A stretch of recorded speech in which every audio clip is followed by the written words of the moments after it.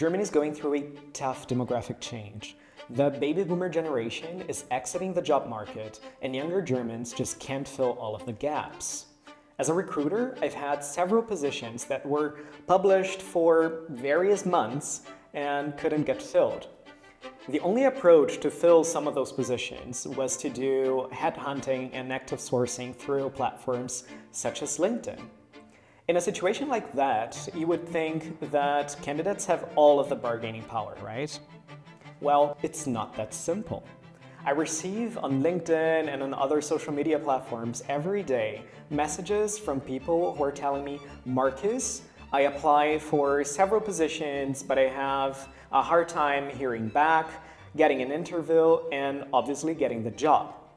So how can it be that Germany has this very high need for workers on the one hand, and on the other hand, people are having difficulty finding jobs? We currently have a population of a little bit over 83 million people in Germany.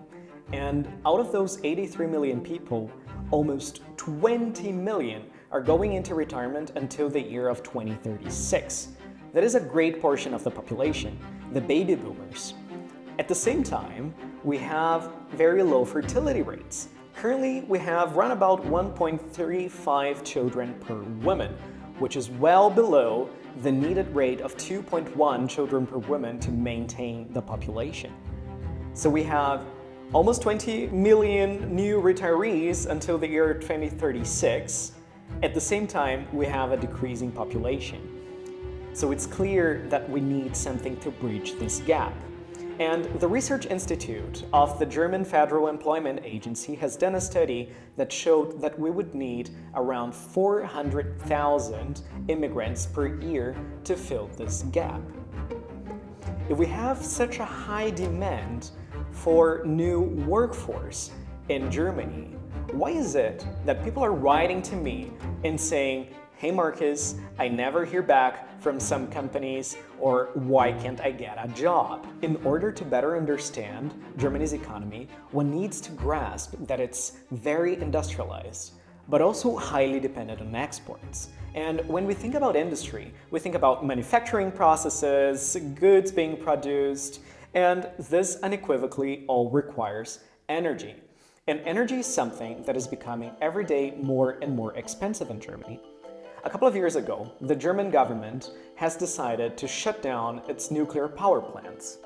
At that time, it was a big deal, but not that big of a deal because we were importing cheap gas, cheap energy from Russia, and even had plans of expanding this import through new pipelines.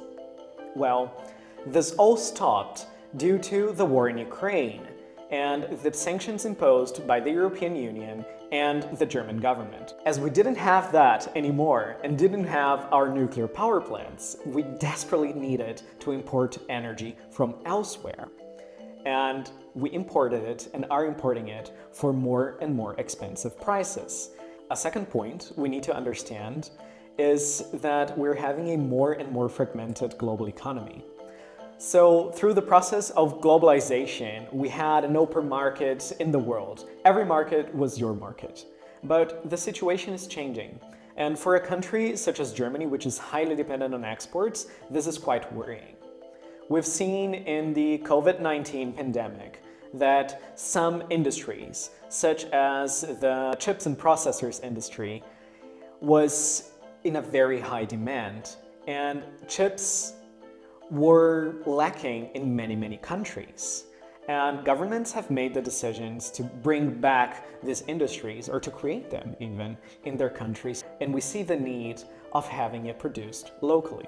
This is one part of this fragmentation. Another part of it is the trade war that is going on between the US and China. US is starting to impose tariffs and to take more protectionist measures and be quite aggressive to retain its place as the number one economy in the world. And the Chinese government is taking its measures too. And both the US and China are two very important markets for German goods. At the same time, we have a situation in which China is developing a more and more national pride about local products. So if before we've had German products being very required in China and a symbol of status, luxury, quality, and so on and so forth, Chinese customers today are tending to shift and to see made in China as a sign of quality, technology, and so on and so forth. And this national pride is leading them to buy more and more Chinese goods. So we have a situation with the US, we have a situation with China, and we see all over the world a more and more fragmented global market. Globalization is still there, don't get me wrong, but we're having some challenges that we need to tackle with diplomacy, with policy, with innovation, and so on and so forth. But the challenge is there. The third challenge for Germany's economy is a diminished consumer spending and also lower investment rates. With the high energy prices, consumers are spending less and less due to inflation. And also we have all of the situations we've talked before with the fragmented global economy in which Germany isn't able to sell as much of its products elsewhere as it did before. This all leads up to diminished investments too, because investors are becoming more and more aware of the high energy prices, for instance, and thinking 2 or 3 times before opening up a business or expanding in the situation that we're living today. All these challenges, among others, have led to the German economy being in the year of 2024 for the second year in a row in a recession. When we think about recessions, we unequivocally think about very sad images being shown on TV or on the papers of people being laid off and losing their jobs. And this doesn't really mirror the image that we're seeing with a very high demographic pressure in the country. If we need so many new employees, and the Federal Employment Agency even says we need 400,000 new immigrants per year, are we going to have, due to the recession, higher unemployment rates? Well, I think that they might get a little bit higher, but I don't think that they are going to be very high, since we do have lots of jobs that need to be filled. What is going to happen, in my opinion, is that many companies are going to indeed lay off some of its employees, and that they're going to be in the market looking for new jobs again. But since the economic pressure is being greater and greater to some companies, and they are making less and less profit, they are going to offer probably lower wages. So the consequence of the combination of these two factors for me is that unemployment rates are going to be more or less stable, maybe a little bit higher, but wage levels are going to diminish. Now you might be thinking, Marcus, this still doesn't answer the question of all of those people who are writing to you on LinkedIn and on social media that are trying to find a job in Germany, but just can't get a position offered and aren't even being invited to interviews. How can it be? Well, the answer is a combination of all of those factors and also some individual factors that need to be considered. If companies are having a hard time economically and they need to be even more effective and productive, they are going to look for employees that have more experience and are better qualified. And on the other side, the demographic situation makes it even more urgent for companies to be more efficient, more effective today, and give them less opportunity to train new employees, which makes the job market very attractive for people who have experience and a higher qualification, but extremely harsh on everyone who is starting today. At this moment, you might be thinking, this is all quite daunting, but don't worry. The whole purpose of this channel is making everything that you can influence the best possible so that you have the best opportunities out there. There are still very well-paying jobs in Germany today. There are still many opportunities to start your career in Germany today. And the key to getting them is to prepare yourself and present yourself and sell yourself in the best way possible. And this is the purpose of this channel and all of my services. So don't worry. And I do think that Germany is one of the best places to be in the world today. So let's take a look into the outlook. The German economy is going to recover. I'm 100% certain of it. We have all of the cards in our hands. We have a very well-educated population, but also many universities all across the country bringing excellent education to many, many people. And not only that, if you don't want to go to university, Germany offers excellent vocational and apprenticeship training for you to be the best you can in your craft. Besides that, we also have great infrastructure. Of course, with one thing or another needing a little bit of tweak here and there, but it is great infrastructure and we're known for it all over the world.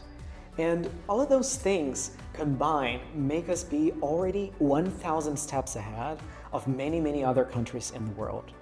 I was born in Brazil, but I'm saying we because I have a lot to be grateful for this country. And if I were to make the decision again to move here, I would make it every time. I have indeed talked on this video about some economic challenges and also the demographic challenge that Germany currently faces. But let's not that daunt you to come here, and not daunt you Germans that are watching me to find your first job or to change positions and find something better for yourselves. Germany still is one of the biggest economies in the world and quite attractive. It has the 5th largest hourly median wage in Europe. Median wage means that half of the population earns more and half of the population earns less than that. In Germany, the median hourly wage is 19.4 euros per hour. It is around 3 times that of Portugal. And compared to the average wage in Brazil, it's over 6 times that. Of course, you can't compare exactly the purchasing power in Brazil to the purchasing power in Germany, but it still is way better to have a median wage in Germany than to have one in Brazil. So, what is the conclusion? In my opinion, the conclusion is that the job market is challenging, but it will always be challenging. There's always a crisis coming along, new skills that are necessary, or even jobs that are being automated. I cannot, and you can't also change any of those macro factors that are influencing the job market today or even in the future.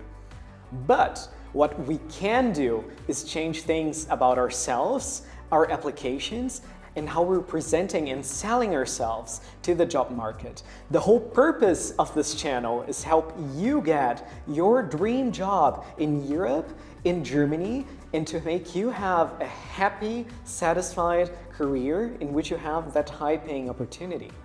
This is the whole purpose of it. And there are strategies that make you stand out from 90% or even 95% of applications out there. And this is exactly what I do as a career consultant and what you're going to learn following me on this channel and subscribing to this channel.